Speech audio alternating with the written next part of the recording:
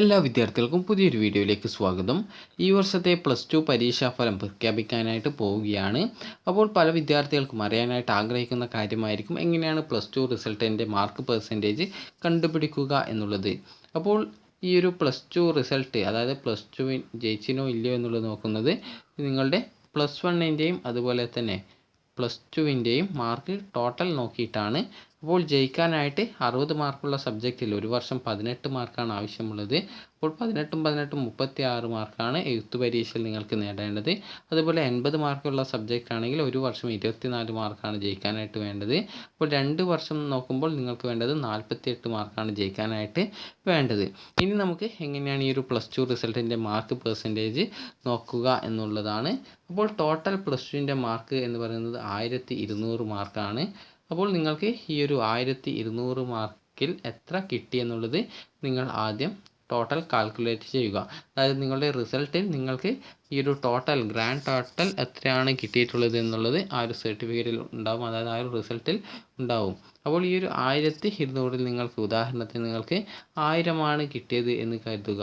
അപ്പോൾ 1000 ആണ് കിട്ടിയിട്ടുള്ളത് എങ്കിൽ അതായത് 1000 ഹരിക്കണം 1200 എത്രയാണ് എന്നുള്ളത് നോക്കാം.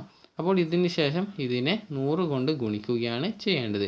അപ്പോൾ 100 കൊണ്ട് ഗുണിച്ചു കഴിഞ്ഞാൽ നിങ്ങൾക്ക് എത്ര പെർസെൻറ്റേജ് മാർക്ക് കിട്ടിയിട്ടുണ്ട് എന്നുള്ളത് നിങ്ങൾക്ക് ചെക്ക് ചെയ്യാനായിട്ട് സാധിക്കുന്നതാണ്.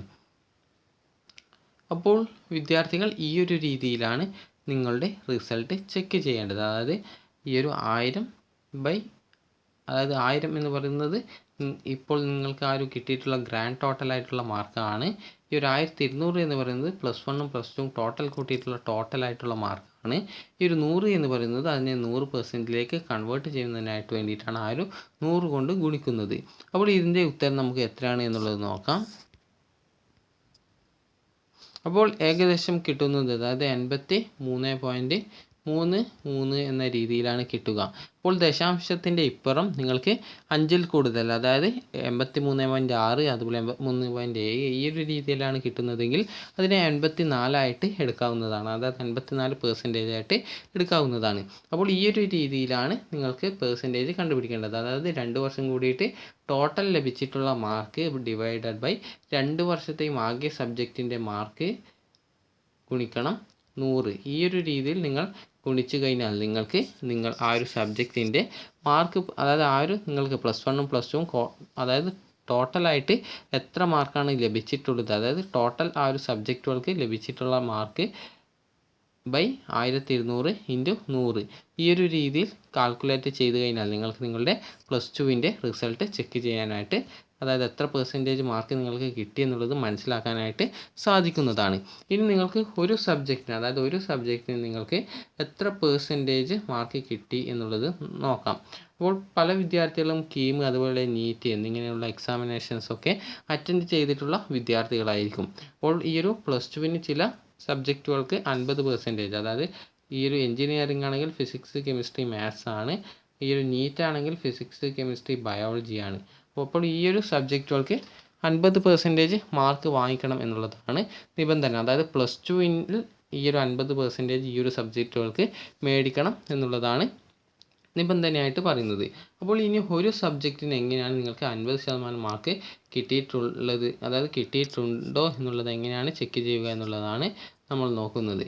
അപ്പോൾ സാധാരണ ഈ ഒരു ഫിസിക്സ്, കെമിസ്ട്രി അതുപോലെ മാത്സ്, അപ്പോൾ മാത്സ് മുൻ വർഷങ്ങളിൽ 80 മാർക്കിലായിരുന്നു. അപ്പോൾ ഇത്തവണ 60ലാണ്, അതായത് ഈ ഒരു പുതിയ സിലബസ് പ്രകാരം 60 മാർക്കിലാണ്. അതുപോലെ ഈ ഒരു ഫിസിക്സ്, കെമിസ്ട്രി അതുപോലെ ബയോളജി ഈ ഒരു 3 സബ്ജക്റ്റുകളും 60ലാണ്.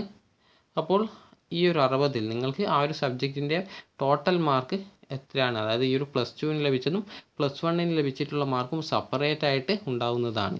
അപ്പോൾ ഈ ഒരു ഫിസിക്സ്, കെമിസ്ട്രി, ബയോളജി എന്നിവയ്ക്ക് ടോട്ടലായിട്ട് ഉള്ള മാർക്ക് എന്ന് പറയുന്നത്, അതായത് ടോട്ടൽ മാർക്ക് എന്ന് പറയുന്നത്, അതായത് ഓരോ സബ്ജക്റ്റുകൾക്കും 60 വീതം മാർക്കാണ്. അപ്പോൾ +2 ആണ് എങ്കിൽ ഈ ഒരു ഫിസിക്സ്, കെമിസ്ട്രി അതുപോലെ ബയോളജി എന്നിവയ്ക്ക് മാർക്ക് വരുന്നത് 120ലാണ് മാർക്ക് വരുന്നത്. അതായത് 120ലാണ് ഈ ഒരു പ്രാക്ടിക്കൽ എക്സാം, അതുപോലെ തന്നെ ഈ ഒരു തിയറി എക്സാം, അതായത് TE അതുപോലെ തന്നെ CE മാർക്ക് ടോട്ടൽ, അതായത് ഈ ഒരു പ്രാക്ടിക്കൽ എക്സാമിന് 40 മാർക്ക്, അതുപോലെ ഈ ഒരു എഴുത്ത് പരീക്ഷയ്ക്ക് 60 മാർക്ക്. അപ്പോൾ ബാക്കി CEക്ക് 20 മാർക്ക്. ടോട്ടൽ 120 മാർക്കിലാണ് ഈ ഒരു ഫിസിക്സ്, കെമിസ്ട്രി, ബയോളജി ഈ ഒരു സബ്ജക്റ്റുകൾ വരുന്നത്.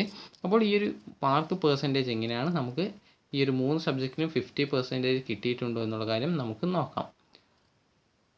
അപ്പോൾ അതിനായിട്ട് നിങ്ങൾ ചെയ്യേണ്ടത് ഏത് സബ്ജക്റ്റുകളുടെയാണ് നിങ്ങൾക്ക് 50% അറിയേണ്ടത്, ആ ഒരു സബ്ജക്റ്റുകൾക്ക്, അതായത് ആ ഒരു സബ്ജക്റ്റുകളുടെ ടോട്ടൽ മാർക്കിനെ കൂട്ടുക. അതായത് 120 പ്ലസ് അതുപോലെ 120 പ്ലസ് 120 ടോട്ടൽ 360 മാർക്കാണ് വരിക.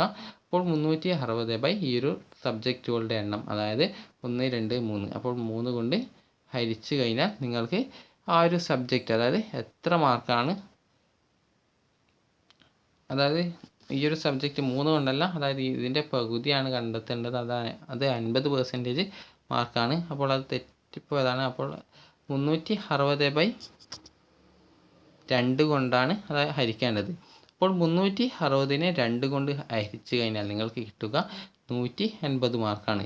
അപ്പോൾ 180 മാർക്ക് നിങ്ങൾക്ക് ഫിസിക്സ്, കെമിസ്ട്രി, ബയോളജി അല്ലെങ്കിൽ മാത്തമാറ്റിക്സ് എന്നിവയ്ക്ക് ടോട്ടലായിട്ട് ലഭിച്ചിട്ടുണ്ടോ എന്നുള്ള കാര്യം ശ്രദ്ധിക്കുക.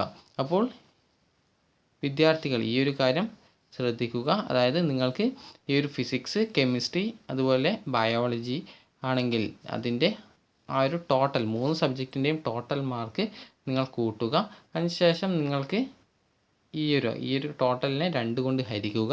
ഹരിച്ചതിന് ശേഷം നിങ്ങൾക്ക് കിട്ടുന്ന ആ ഒരു 180 മാർക്ക് നിങ്ങൾക്ക് ഈ ഒരു +2വിന്, അതായത് +2 സെക്കൻഡ് ഇയർ ആണ്, +1 കൂട്ടാതെയുള്ള +2 മാത്രമുള്ള മാർക്കാണ്. അപ്പോൾ അത് സെപ്പറേറ്റ് ആയിട്ട് നിങ്ങളുടെ ആ ഒരു റിസൾട്ടിനോടൊപ്പം ഉണ്ടാകും.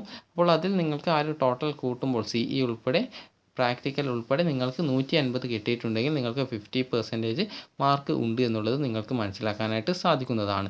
അപ്പോൾ ഈ ഒരു രീതിയിൽ തന്നെ നിങ്ങൾക്ക് മാത്തമാറ്റിക്സിൻ്റെയും ആ ഒരു ടോട്ടൽ മാർക്ക് നിങ്ങൾ, അതായത് ഫിസിക്സ്, കെമിസ്ട്രി അതുപോലെ മാത്തമാറ്റിക്സ് എന്നിവയുടെ ആ ഒരു ടോട്ടൽ മാർക്ക് കൂട്ടിയതിന് ശേഷം നിങ്ങൾക്ക് ആ ഒരു ടോട്ടൽ കിട്ടിയതിനെ 2 കൊണ്ട് ഹരിച്ചു കഴിഞ്ഞാൽ നിങ്ങൾക്ക് ആ ഒരു സബ്ജക്റ്റിൻ്റെ, അതായത് ഈ ഒരു 3 സബ്ജക്റ്റിൻ്റെയും 50% കണ്ടുപിടിക്കാനായിട്ട് സാധിക്കുന്നതാണ്.